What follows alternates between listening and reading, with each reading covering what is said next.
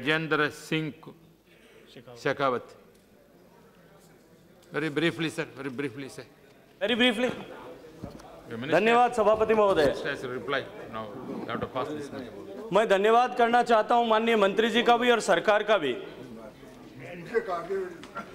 कि उन्होंने ऐसा ये जो बिल है, जिस बिल की प्रस्तावना रखते हुए माननीय मंत्री जी ने कहा कि ये बिल सिर्फ तकनीकी कारणों से लाया गया है और ये बिल पूर्ववर्ती सरकार के समय लाया गया था, लेकिन किन्हीं कारणों के कारण से उस समय इसे लोकसभा से पारित नहीं कराया जा सका, इसलिए इसे अब पारित करने की आवश्यकता है।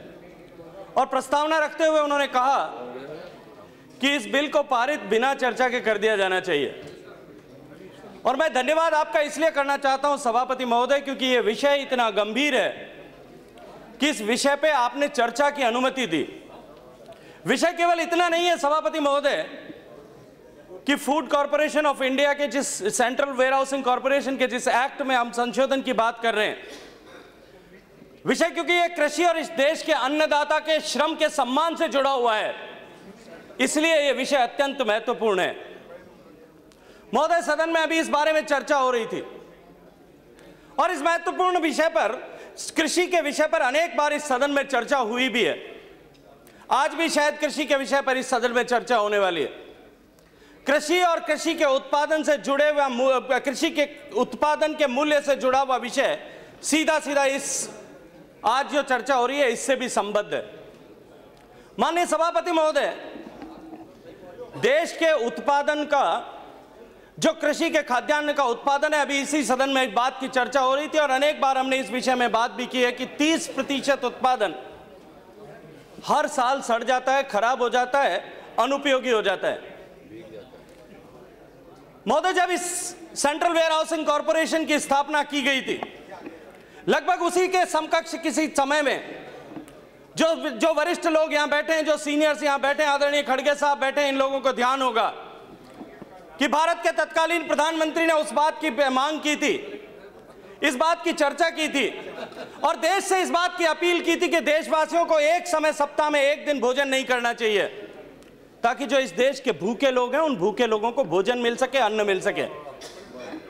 माननीय सभापति महोदय, सेंट्रल वेयर हाउसिंग कॉर्पोरेशन की स्थापना के बाद में देश को निश्चित रूप से अन्न की सुरक्षा मिली है, लेकिन जिस तरह से अनप्रोफेशनली और अनहाइजीनिक वे से इस देश के वेयर हाउसिंग कॉर्पोरेशन में, फूड कॉर्पोरेशन के गोदामों में अन्न का संचय होता है, 30% अन्न जो है, एसोचैम की रिपोर्ट बता रहा हूं माननीय सभापति महोदय, 30% अन्न जो है हर साल बर्बाद होता है।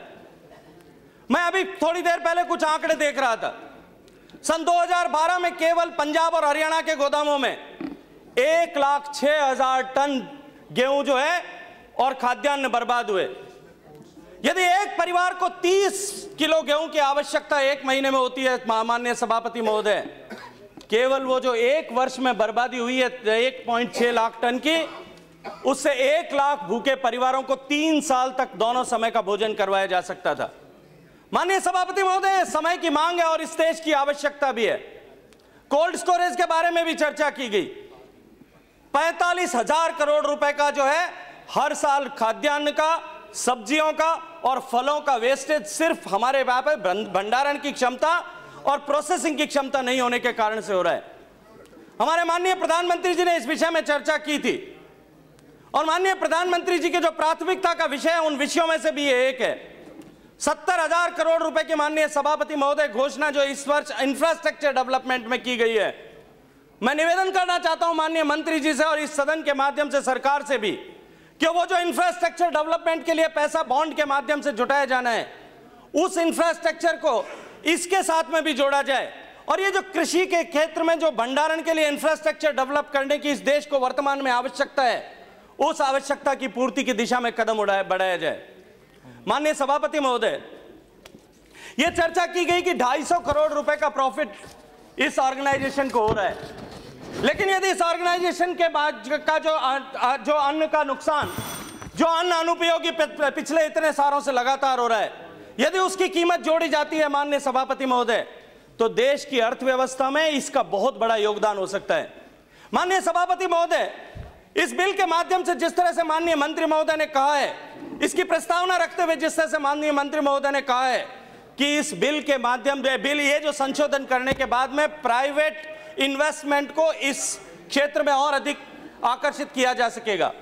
माननीय सभापति महोदय, समय की मांग है और मैं आपसे आपके माध्यम से सरकार से अनुरोध करता हूं कि इस क्षेत्र को और अधिक प्रोत्साहन देने के लिए और अधिक समर्थन देने के लिए यह आवश्यकता है कि इस क्षेत्र में निवेश करने वाले लोगों को इनकम टैक्स की रिलीफ दी जाए, इनकम टैक्स बेनिफिट्स दिए जाएं।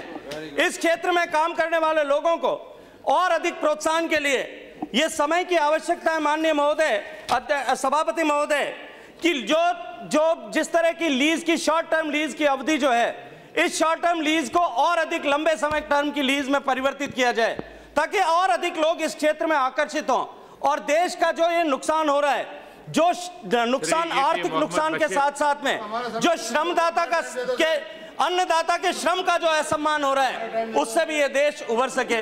धन्यवाद।